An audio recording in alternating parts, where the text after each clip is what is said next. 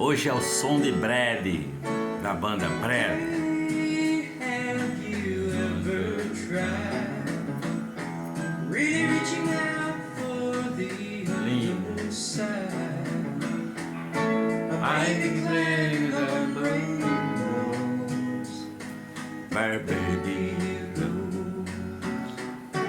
Vamos passear pelo túnel do tempo no Evangelho de Marcos, hoje, capítulo 12. E começou a falar-lhes por parábolas. Um homem plantou uma vinha e cercou-a de um valado, e fundou nela um lagar, e edificou uma torre, e arrendou-a a uns lavradores, e partiu para fora da terra. E chegado o tempo, mandou um servo aos lavradores para que recebesse dos lavradores do fruto da vinha. Mas estes, apoderando-se dele, o feriram e o mandaram embora vazio. E tornou a enviar-lhes outro servo, e eles, apedrejando-o, o feriram na cabeça e o mandaram embora, tendo-o afrontado. E tornou a enviar-lhes outro, e a estes mataram, e outros muitos, dos quais a uns feriram e a outros mataram. Tendo ele, pois, ainda seu filho amado, enviou também a estes por derradeiro, dizendo: ao menos terão respeito ao meu filho. Mas aqueles lavradores disseram entre si: este é o herdeiro, vamos, matemo-lo, e a herança será nossa. E agarrando-o, o mataram e o lançaram fora da vinha. Que fará, pois? O Senhor da vinha virá e destruirá os lavradores e dará a vinha a outros. Ainda não lestes esta escritura? A pedra que os edificadores rejeitaram, esta foi posta por cabeça de esquina. Isto foi feito pelo Senhor e é maravilhoso aos nossos olhos. E buscavam prendê-lo, mas temiam a multidão, porque entendiam que contra eles dizia esta parábola. E deixando-o, foram-se. E enviaram-lhe alguns dos fariseus e dos herodianos para que o apanhassem alguma palavra. E chegando eles, disseram-lhe: mestre, sabemos que és homem de verdade e não te importas com quem quer que seja, porque não olhas as aparências dos homens. Antes, com verdade, ensinas o caminho de Deus. É lícito para pagar o tributo a César ou não? Pagaremos ou não pagaremos? Então ele, conhecendo a sua hipocrisia, disse-lhes: por que me tentais? Trazei-me uma moeda para que a veja. E eles lhe a trouxeram. Disse-lhes: de quem é esta inscrição e imagem de inscrição? E eles disseram: de César. Jesus respondendo, disse: dai, pois, a César o que é de César, e a Deus o que é de Deus. E maravilharam-se dele.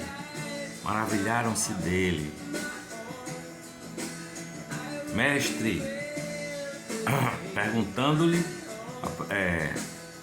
então os saduceus, que dizem que não há ressurreição, aproximaram-se dele e perguntaram-lhe, dizendo: mestre, Moisés nos escreveu que, se morresse o irmão de alguém e deixasse mulher e não deixasse filhos, seu irmão tomasse a mulher dele e suscitasse descendência, seu irmão. Ora, havia 7 irmãos, e o primeiro tomou mulher e morreu sem deixar descendência, e o segundo também a tomou e morreu, e nem este deixou descendência, e o terceiro da mesma maneira. E tomaram-na os 7, sem, contudo, terem deixado descendência. Finalmente, depois de todos, morreu também a mulher. Na ressurreição,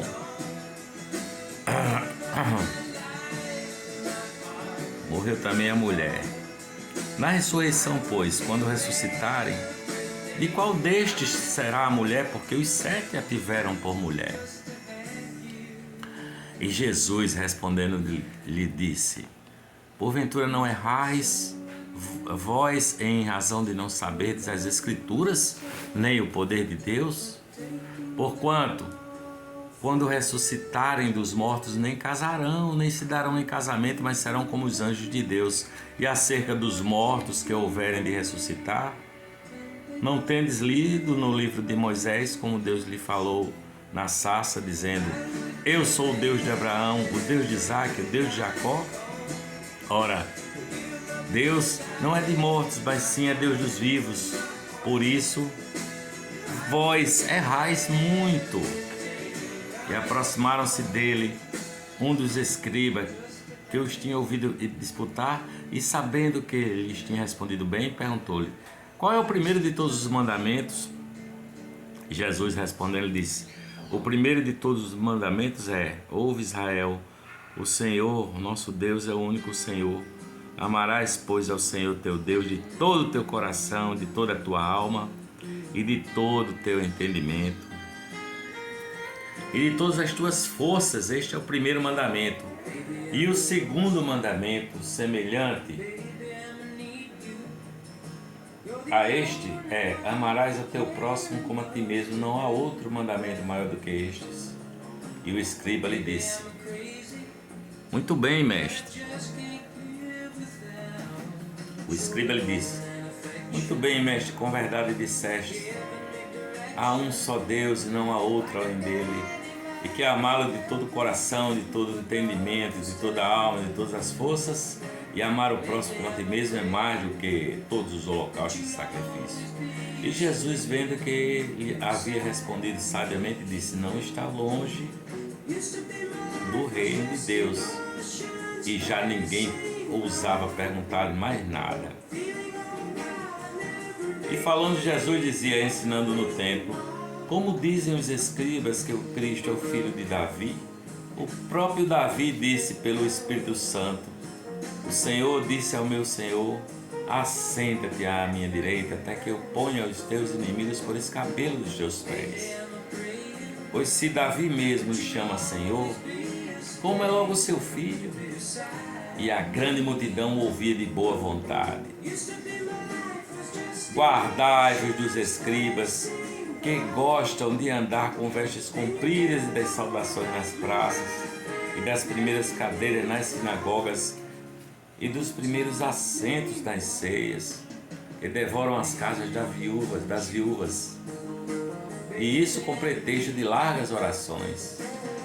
Estes receberão mais grave condenação.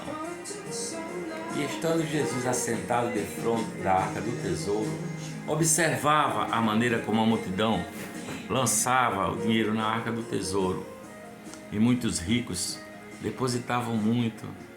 Vindo, porém, uma viúva pobre, depositou 2 pequenas moedas que valiam 5 réis, e chamando os seus discípulos, disse: em verdade vos digo que esta pobre viúva depositou mais que todos os que depositaram na arca do tesouro, porque todos ali depositaram do que lhes sobejava, mas esta, da sua pobreza, depositou tudo o que tinha, todo o seu sustento. E saindo ele do templo, disse-lhe um dos seus discípulos: mestre, olha que pedras e que edifícios. E respondendo Jesus, disse-lhe: vês estes grandes edifícios? Não ficará pedra sobre pedra que não seja derribada. E assentando-se ele no monte das oliveiras defronte do templo, Pedro, Tiago, João e André lhe perguntaram em particular: dize-nos, quando serão estas coisas, e que sinal haverá quando elas estiverem para se cumprir? Jesus, respondendo-lhes, começou a dizer: olhai, que ninguém vos engane, porque muitos virão em meu nome dizendo: eu sou o Cristo, e enganarão a muitos. E quando ouvires de guerras e de rumores de guerra, não vos perturbeis, porque assim deve acontecer, mas ainda não será o fim. Ainda não será o fim. Porque se levantará nação contra nação, reino contra reino, e haverá terremotos em diversos lugares, e haverá fomes. Isso será o princípio de dores. Mas olhai por vós mesmos, porque vos entregarão aos concílios e às sinagogas. Sereis açoitados e sereis apresentados ante governadores e reis, por amor de mim, para lhes servir de testemunho. Mas importa que o Evangelho seja primeiramente pregado entre todas as nações. Quando vos, pois, vos conduzirem para vos entregarem, não estejais solícitos de antemão pelo que haveis de dizer, mas o que vos for dado naquela hora, isso falai. Porque não sois vós que falais, mas o Espírito Santo. E o irmão entregará à morte o irmão, e o pai e o filho levantar-se-ão os filhos contra os pais e os farão morrer. E sereis aborrecidos por todos, por amor do meu nome, mas quem perseverar até o fim, esse será salvo. Ora, quando vós virdes a abominação do assolamento que foi predito, está onde não deve estar, quem lê entende. Então os que estiverem na Judéia que fujam para os montes, e o que estiver sobre o telhado que não desça para casa, nem entre a tomar coisa alguma de sua casa, e o que estiver no campo que não volte atrás para tomar sua veste. Mas ai das grávidas e ai das que criarem naqueles dias, orai, pois, para que a vossa fuga não suceda no inverno, porque naqueles dias haverá uma aflição tal qual nunca houve desde o princípio da criação, que Deus criou até agora, nem jamais haverá. E se o Senhor não abreviasse aqueles dias, nenhuma carne se salvaria. Mas por causa dos escolhidos que escolheu, abreviou aqueles dias. Então, se alguém vos disser, eis aqui o Cristo, ou ei-lo ali, não acrediteis, porque se levantarão falsos cristos e falsos profetas e farão sinais e prodígios para enganarem, se for possível, até os escolhidos. Mas vós vedes, eis que de antemão vos tenho dito tudo. Ora, naqueles dias,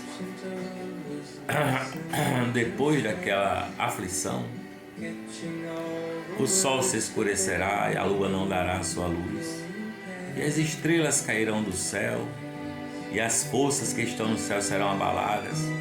Então verão vir o Filho do Homem nas nuvens com grande poder e glória, e ele enviará os seus anjos e ajuntará os seus escolhidos desde os quatro ventos, da extremidade da terra até a extremidade do céu. Aprendei, pois, a parábola da figueira, quando já o seu ramo se torna tenro e brotam folhas, bem sabeis que está próximo o verão. Assim também vós, quando virdes sucederem estas coisas, sabei que está perto, às portas. Na verdade vos digo que não passará esta geração sem que todas essas coisas aconteçam. Passará o céu e a terra, mas as minhas palavras não passarão. Mas daquele dia e hora ninguém sabe, nem os anjos que estão nos céus, nem o Filho, nem senão o Pai. Olhai, vigiai e orai, porque não sabeis quando chegará o tempo.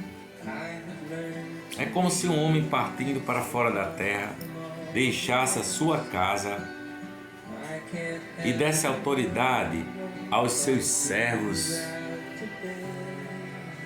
e a cada um a sua obra, e mandasse ao porteiro que vigiasse. Vigiai, pois, porque não sabeis quando virá o Senhor da casa, se à tarde, à meia-noite, se ao cantar do galos pela manhã, para que vindo de improviso não vos ache dormindo. E as coisas que vos digo, digo-as a todos. Vigiai. Esse é o passeio no túnel do tempo. Hoje, Marcos 12, capítulo 12 e capítulo 13. Beijo no seu coração e a paz de Jesus de Nazaré fique contigo.